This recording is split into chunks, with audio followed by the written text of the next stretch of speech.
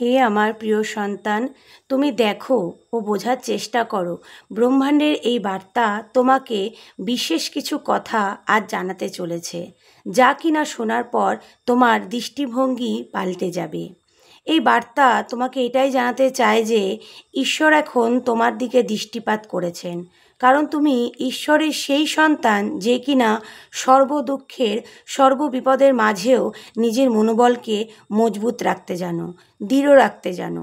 তুমি সব কিছু হাসি মুখে সহ্য করো, কখনো আশা ছাড়ো না, নিজের মনকে কখনোই নিরাশায় ভরিয়ে তোলো না। যখন ঈশ্বর তোমাকে পরীক্ষা নিচ্ছিল, তখন তুমি সেই পরীক্ষায় ব্যর্থ হওনি, বরং সফলতার সাথে সেই পরীক্ষায় তুমি উত্তীর্ণ হয়েছ। তোমার মধ্যে যে সততা আছে তা বিশেষ কিছু মানুষের মধ্যেই দেখা যায়। এখন তোমার অন্তরে যে অস্থিরতা তুমি অনুভব করছো, এটা তারই সংকেত যে তোমার শুভ সময় আগত। তুমি খুবই আত্মবিশ্বাসী, তুমি খুবই পবিত্র আত্মা। এই আত্মবিশ্বাস ও ধৈর্যের সাথে এখন শুধু সামনের দিকে এগিয়ে চলো। ঈশ্বর চান যে এই বার্তা তুমি শেষ অবধি শোনো, কারণ জীবনের ব্যর্থ সময়গুলোতে তুমি যে ধৈর্য ধরেছ, তার ফল হিসেবেই আজকের এই ডিভাইন মেসেজ তোমার কাছে এসেছে। এই মেসেজ তোমার হৃদয়ে গভীরভাবে ছাপ ফেলবে। তুমি তোমার জীবনের প্রতিটি অচেনা প্রশ্নের উত্তর এর মাঝে খুঁজে পাবে। তাই এই বার্তার শেষ পর্যন্ত শোনো। এটা শোনা তোমার জন্য বিশেষ প্রয়োজন। যদি এটা তোমার জন্য হয়, তাহলে তুমি নিশ্চয়ই এটি শুনতে পাবে।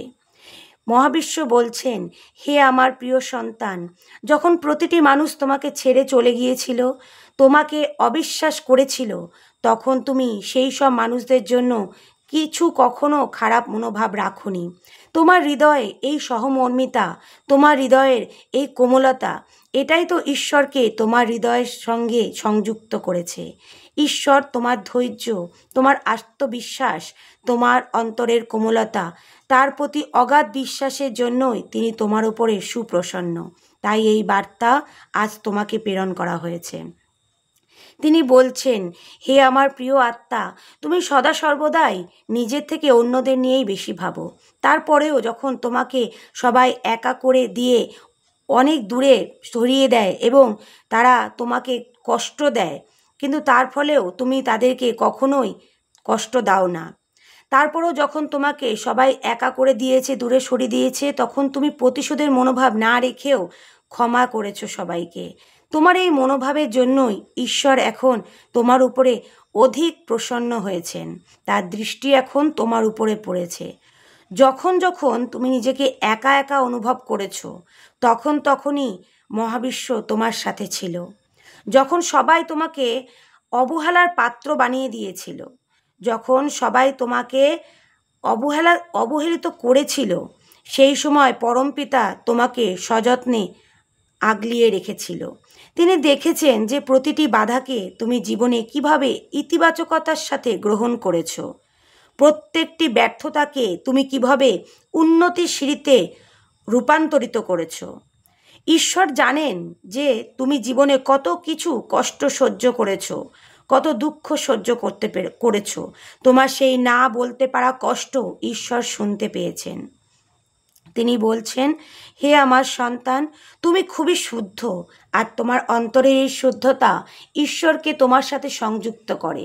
প্রতিটি কঠিন সময় যখন তুমি নিজের মনোবল বাড়িয়ে গিয়েছিলে, আরও সামনের দিকে আত্মবিশ্বাসের সাথে এগিয়ে গিয়েছিলে, সেই সব কঠিন সময়গুলো আমি তোমার উপরে দৃষ্টি রেখেছিলাম।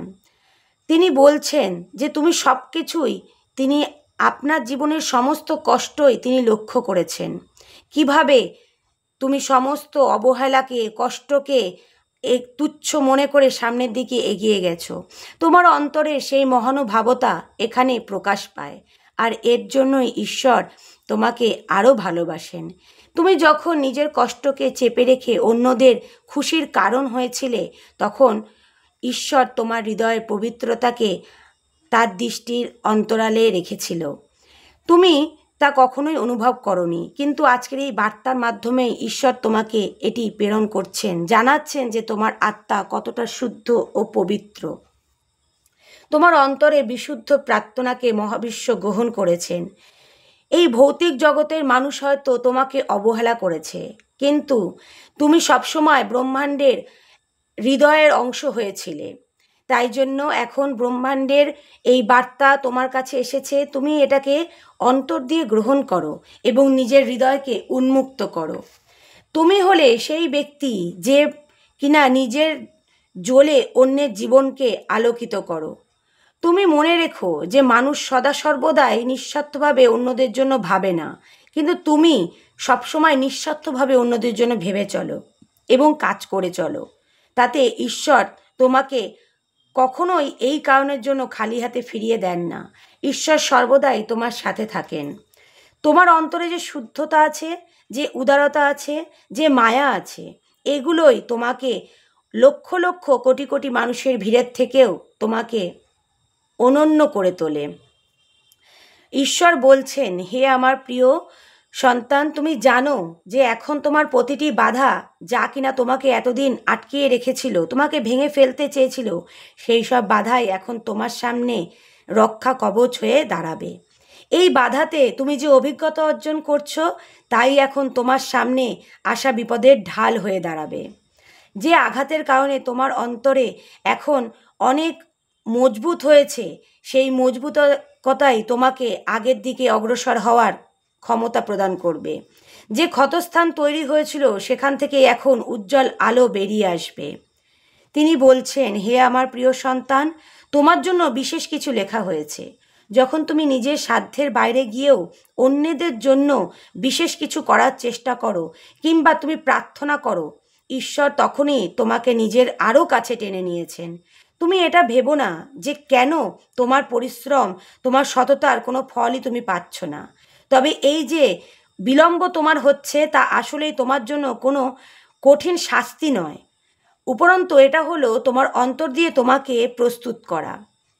কারণ মহাবিশ্ব বলছেন যে, হে আমার সন্তান, যখন তুমি নিঃশব্দে ভগবানের কাছে প্রার্থনা করতে আর নিজের পরিণতি কী হবে তা নিয়ে ভেবে ইউনিভার্সের দিকে তাকিয়ে থাকতে, তখনই তোমার প্রার্থনাগুলো নীরবে মহাবিশ্বের কাছে পৌঁছে যেত। তুমি যতবারই ব্যর্থ হয়েছ, ততবারই তোমার আত্মবিশ্বাস তোমাকে আবারও উঠে দাঁড় করিয়েছে। এটা তোমার অন্তরে সেই ইতিবাচক শক্তির কারণেই হয়েছে, যা তোমার পরিশ্রম এবং ধৈর্যের ফলে সম্ভব হয়েছে। তোমার পরিশ্রম কখনোই বৃথা যায়নি, ব্যর্থ হয়নি। তুমি নিরাশ হয়েও না। এই পরিশ্রমই এখন ধীরে ধীরে ফলে পরিণত হচ্ছে। শুধুমাত্র এখন সময় শুধু চূড়ান্ত রূপ নেওয়ার।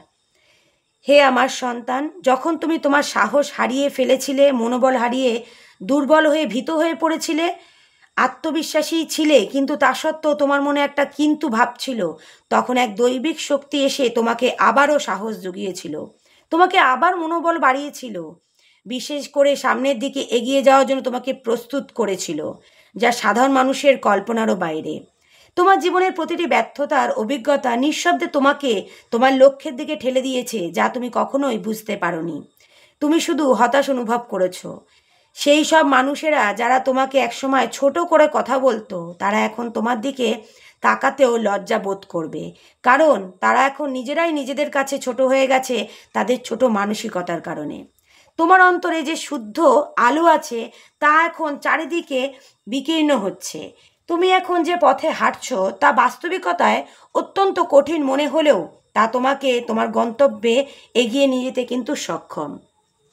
এখন তোমার যা প্রাপ্য, তা তোমার কাছ থেকে কেউ ছিনিয়ে নিতে পারবে না। তুমি ব্রহ্মাণ্ডের আশীর্বাদ প্রাপ্ত উজ্জ্বল নক্ষত্র, আর এখন সেই মুহূর্ত খুব কাছে এসেছে যখন তোমার জ্বলে ওঠার সময় হয়েছে। মহাবিশ্ব বলছেন, হে আমার সন্তান, তুমি একথা স্মরণে রেখো, যখন তুমি তোমার চলা থামাও না, তখন ব্রহ্মাণ্ডও থামে না। তুমি এখন উচ্চতার শিখরে অগ্রসর হতে চলেছ। এখন যদি তুমি তোমার চলার পথে বাধা পাও, তবে থেমে যেও না, কারণ উচ্চতায় উঠতে গেলে সামান্য বাধা তো পার করতেই হয়।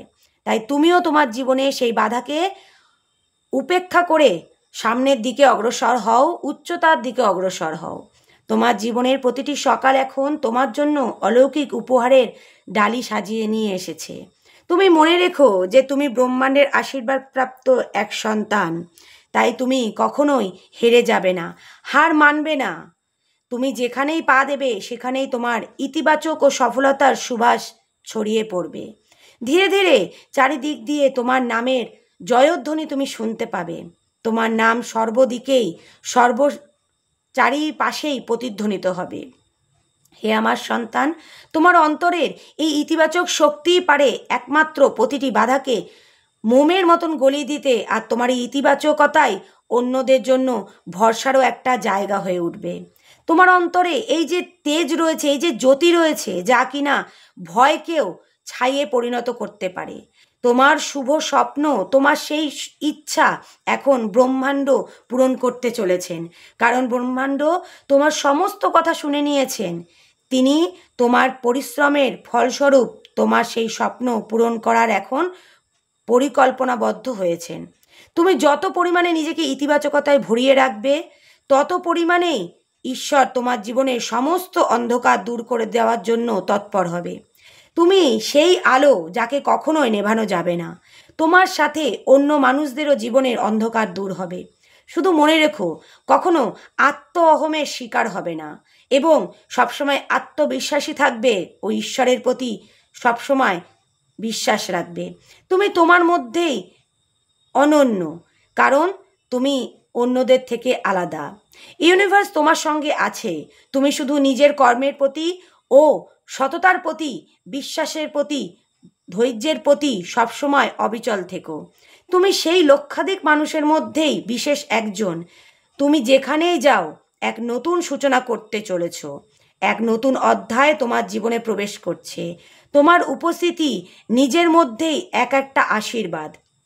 তুমি নিজেই একটা সম্পূর্ণ বইয়ের সমান। তুমি স্বয়ং ঈশ্বরকেও নিজের কাছে আনার মতন ক্ষমতা তোমার মধ্যে আছে। তোমার মধ্যে সেই জ্যোতি আছে যা ভগবানকে আলোয় পরিপূর্ণ করে তোলে। তোমার কাজের মাধ্যমে ইউনিভার্সের শক্তির প্রকাশ ঘটছে। তোমার অন্তরের শুদ্ধতা মহাবিশ্বের কাছে পৌঁছাচ্ছে। তোমার অন্তরের ডাক এখন ব্রহ্মাণ্ড শুনে নিয়েছেন।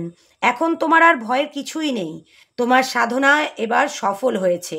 তোমার প্রার্থনা এবার মঞ্জুর হয়েছে। তোমার উদ্দেশ্য এবার পূরণ হতে চলেছে খুব শীঘ্রই। তুমি আর একা নও, তোমার সঙ্গে পুরো সৃষ্টি আছে। যারা তোমাকে সন্দেহ করত, তোমার কাজকে সন্দেহ করত, তারা এখন তোমার পদতলে নতমস্তক হবে, তোমার সুনাম করবে। তোমার কাজ দেখে তারা অনুপ্রাণিত হবে। সে নিজে সেই কাজ করার জন্য আগ্রহ প্রকাশ করবে। হে আমার প্রিয় সন্তান, প্রতিটি সকাল এখন তোমার জন্য একটি দিব্য সংকেত নিয়ে আসবে। এক দৈবিক শক্তি তোমার দিকে অগ্রসর হচ্ছে। তুমি নিজের হৃদয়কে উন্মুক্ত করো, ইতিবাচকতায় ভরিয়ে তোলো। সেই দৈবিক শক্তি তোমার মধ্যে প্রবেশ করবে। তুমি সেটিকে সাদরে গ্রহণ করো, কারণ তোমার সাহসী হলো তোমার একমাত্র সম্পদ। এই মহাজগতের দিব্য শক্তি এখন তোমার পাশে আছে। তুমি হলে সেই মানুষ যে কিনা সমস্ত অসম্ভব কাজকেও সম্ভব করে তুলতে পারো।